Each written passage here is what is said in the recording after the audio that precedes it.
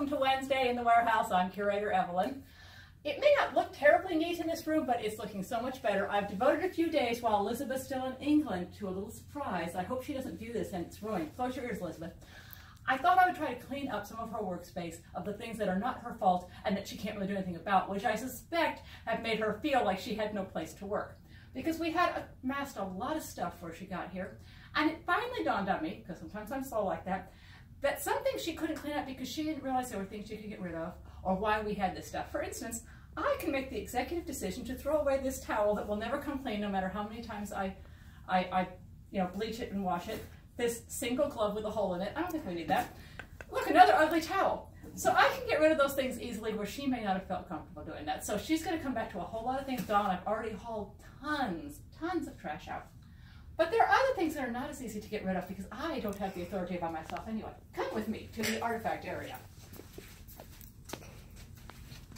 Most of these I don't want to get rid of, but if something's in our official museum collection, we can't just get rid of it without going to the board of directors. Hi, board of directors, if you're out there, I'm going to be sending you a letter, and I send them a request to deaccession, to call it not part of our collection anymore.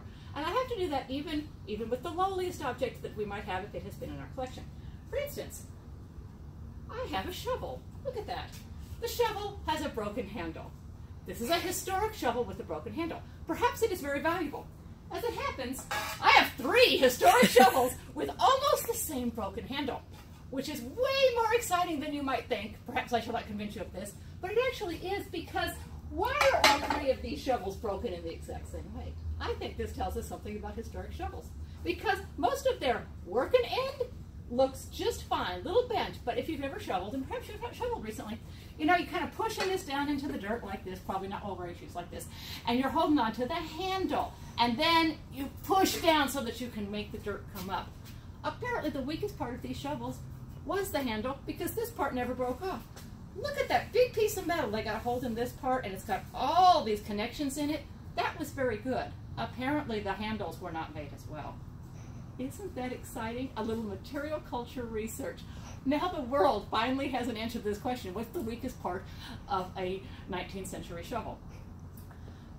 Whether that is valuable or not, we have now discovered it. So do I still need 3 examples to convince me that it is true?